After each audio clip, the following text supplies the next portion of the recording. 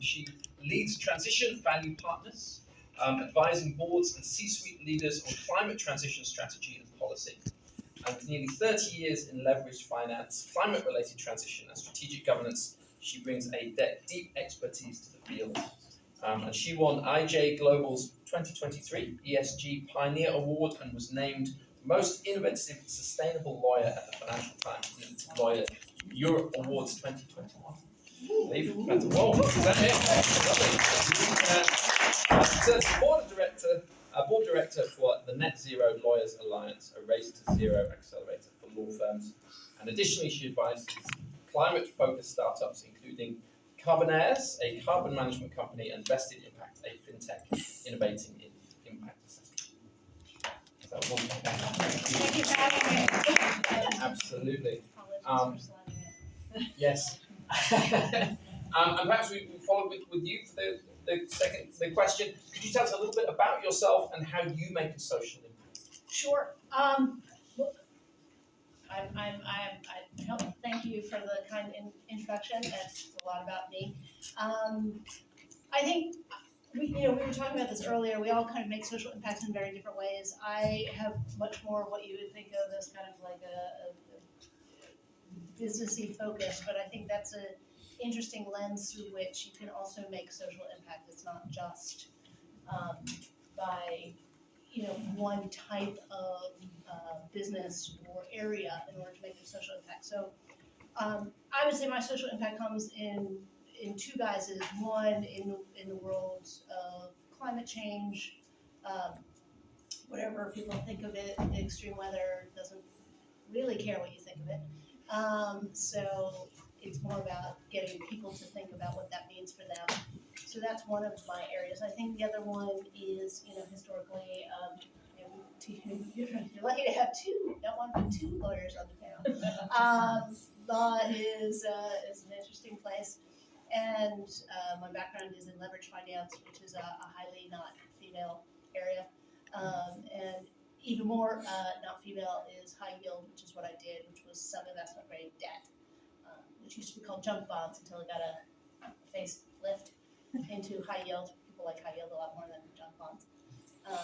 And so I think that that's a social impact of just being in an organization, in a role on a day-to-day basis, and showing capability, what you can do in a way that isn't always identified as social impact, but is actually quite impactful in organizations to be sitting at the table and having conversations.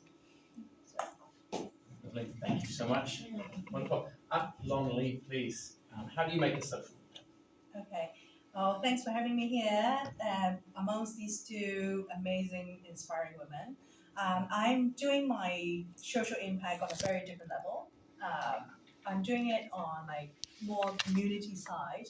And so I'm the founder of CC Girl, which is a community that we've built on creativity, connections, and also good cause. So you can see that I'm an illustrator, artistic director, and I'm an artist. So basically, it's not a surprise that I really strongly believe in art and that power of creativity that changes people and also empowers people.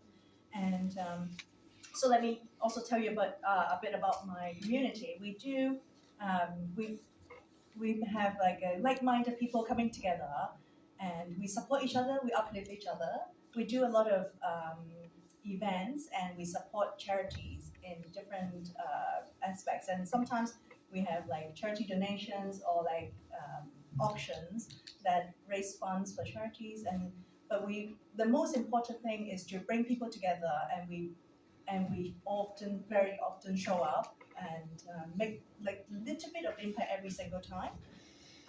So you can see this is my artwork. This is CC Girl, and this is me, obviously. I think is that obvious enough? So I believe in because we are all so similar, but we are also very, very diverse. And that's the concept of CC Girl, because all the CC Girls is going to be similar structure, but we all have different skin color, we have different hairstyle, we have different backgrounds, and our sunglasses always reflects what we have in our vision or what we have a message for the world. You can also see our booth outside, recruiting new members. So please feel free to join us. You get like 3 postcards today. And even like just a postcard that we're doing, we want to make a different message. We want to have special meaning to it. For example, this is a postcard for someone who inspires you. So you can write a message for them, say just to tell them how much you inspire me. And for example, this one is for someone who needs some encouragement. Maybe a friend of yours who has been down or like has been struggling, waiting for something to happen. Then you can send them a little message, tell them you are strong and capable and enough exactly as you are. So little small moments, little small support for your friends. And the third one I didn't bring with me. You have to get it outside at the booth. The third one is also a very special one for me because it's a funny story because I also cried when I was writing it. That one is for my dream chaser friend. Um, that like we know you are passionate about what you're doing and you have been doing so much and we're very proud of you. So I already know who I want to send the postcard to. So that's why it's a bit touching for me as well. So this is what we're doing on like a really smaller community level, but we like to bring it to everyone. We just want to bring more sweetness to the world, and yeah, that's what I do. Okay, great. I'd like to move on to our next question, which is all about the challenges that you've been able to overcome, particularly in making a social impact. Perhaps some of the audience members here might be facing some similar challenges as well. Something would you like to share? So mine has been trying to drive equality within corporate. And I guess one of the biggest challenges in trying to do that is it is a male-dominated space. Often, without causing any offence, pale male and stale is the hashtag.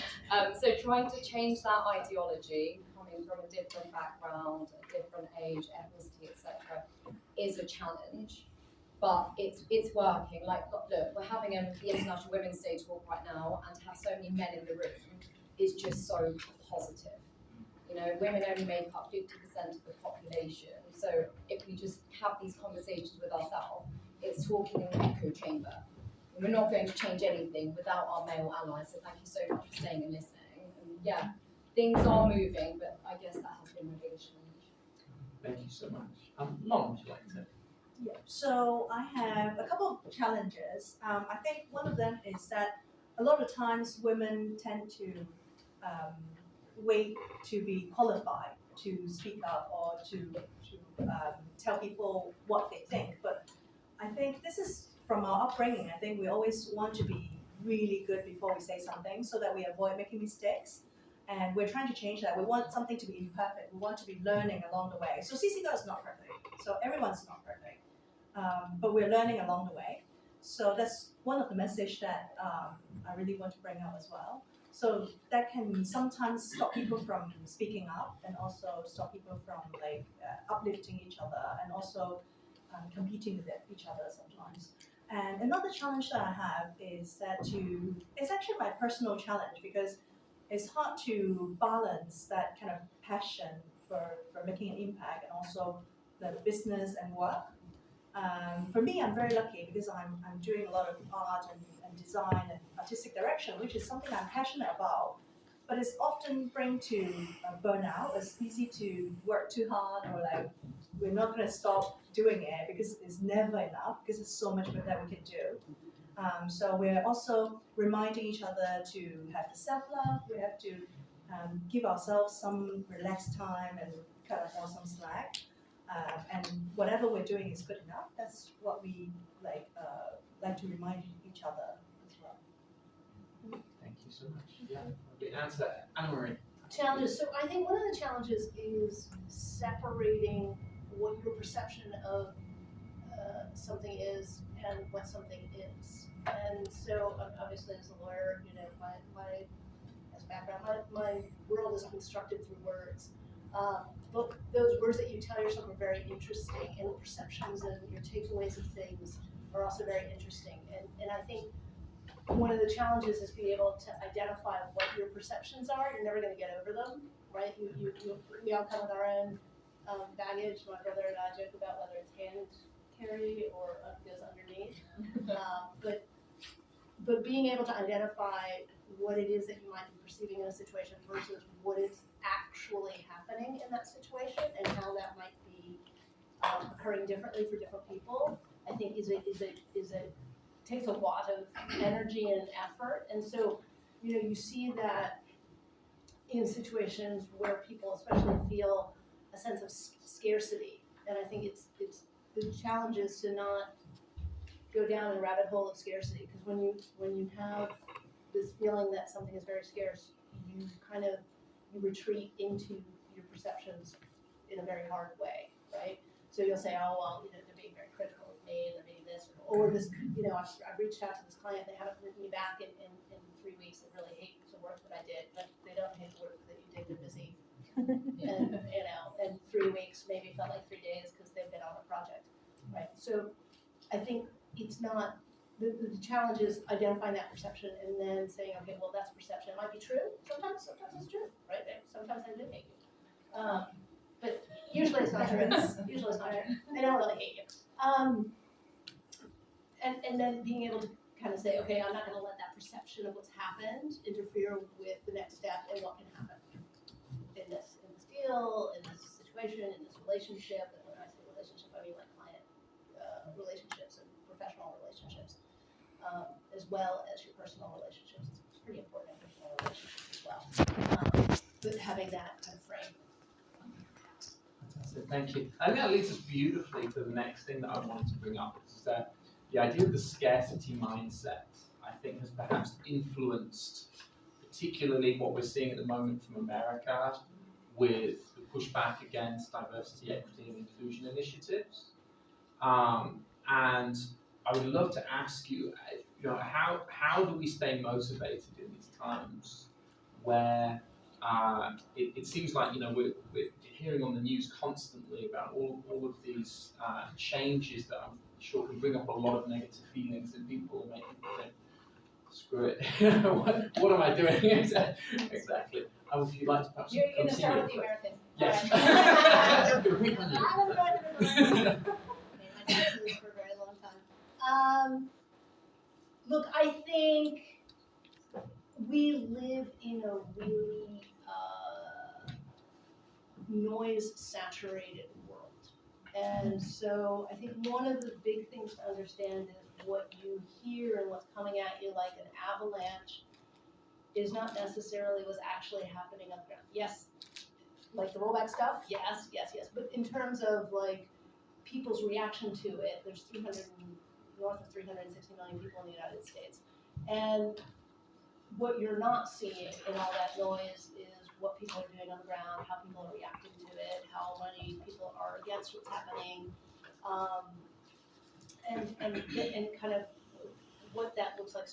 So I think the way that feeds into DEI kind of things is, you do have, there's lots and lots of studies around DEI and perception and things like that. I mean, so at the board level, for example, if you have one female on the board, generally it's seen as a token person. If you have two females on the board, they're generally seen as a voting bloc, and so they're not trusted because they're too aligned with each other.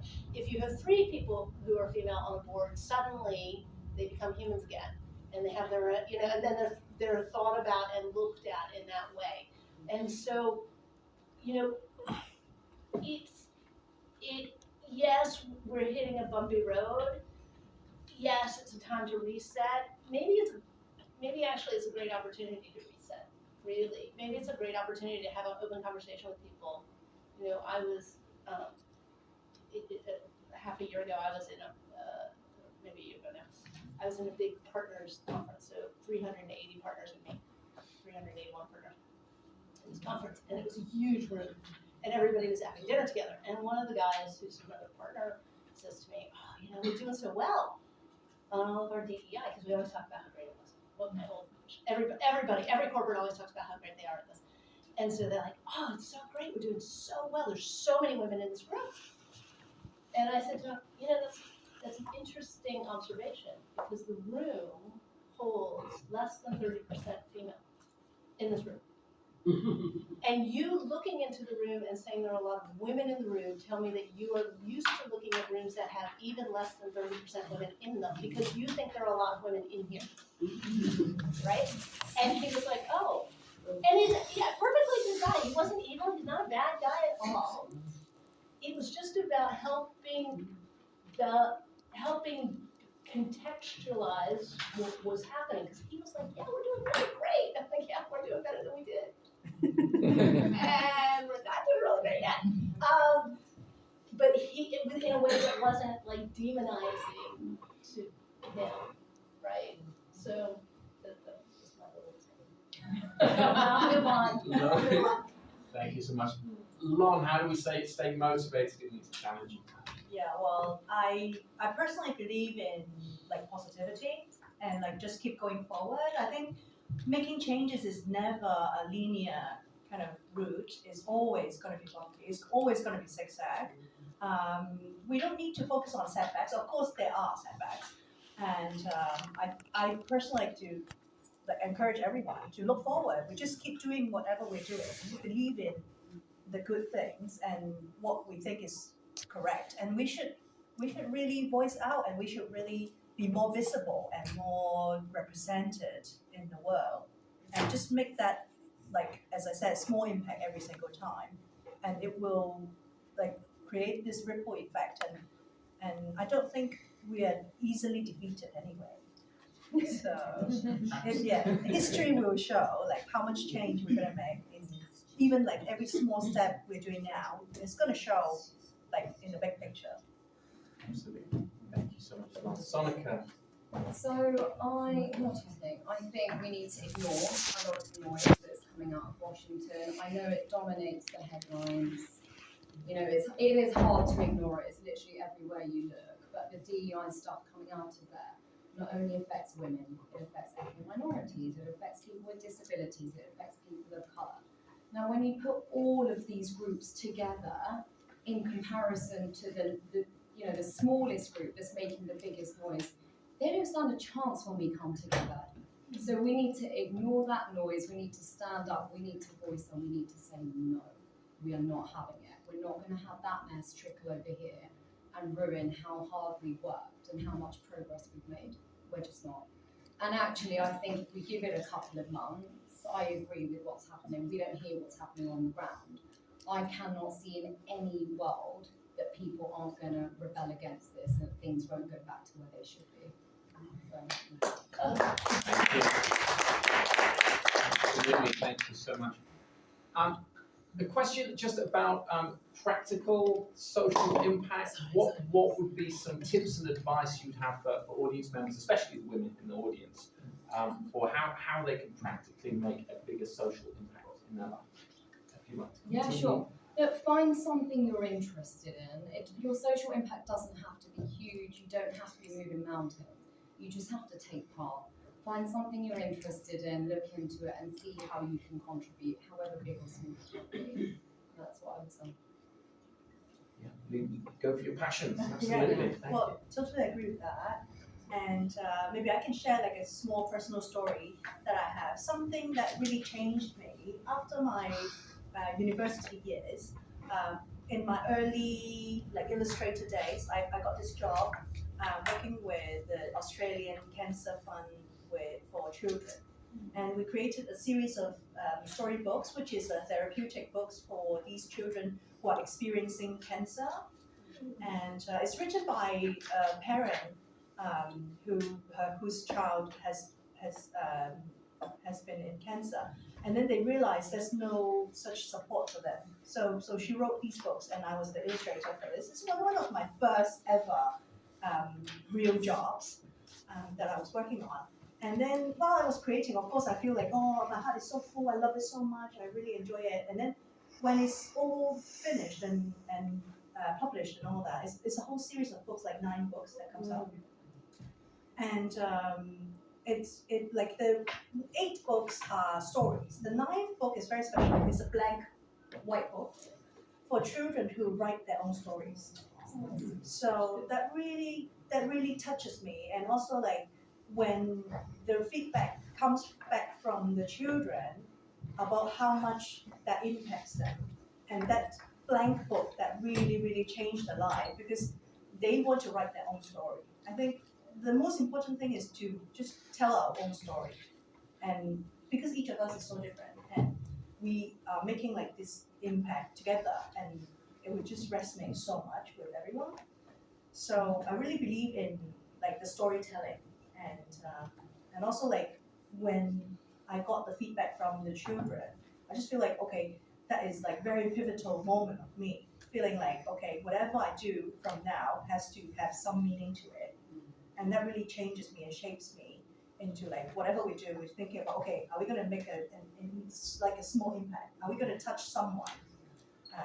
Is that like someone who can be inspired by it? So yeah, It's that's a whole more than profit, isn't it? You have to be adding. Success is defined by actually your contribution. exactly. And every single little thing is great. I wish you had gone last, so Follow up. inspirational, because you remember the inspiration you're feeling right now, because it's not coming from me. Thank you. So, I mean, but practical, pragmatic things, I think I would say three things. One, it's okay not to know what your passion is. Like, it's okay to spend your whole life not knowing what your passion is, right? I mean, honestly, it's okay. There's different ways to look at it. You can go from a passionate approach, or you can go for the negative, right? Which is a little bit embodied in terms of like where you want to make a social impact, right? So you can have a passion, and that's awesome if you have a passion. You're like other people who could never figure out what my passion was that I wanted to dedicate my whole world to. You can take an approach. My mother, I love my mother very dearly, and she's awesome. And she says, "He who complains inherits the job."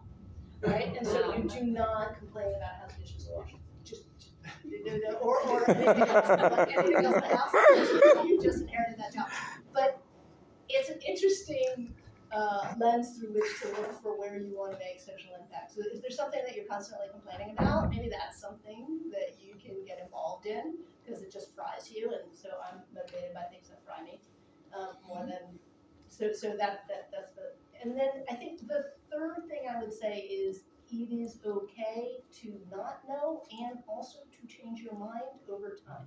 Yes. Because especially I think for everyone, but particularly I think also for women, the things that are important to you alter radically over your lifetime. Like what was important to me at 10 was radically different from 21, radically different from 28, radically different from the 30s and 40s.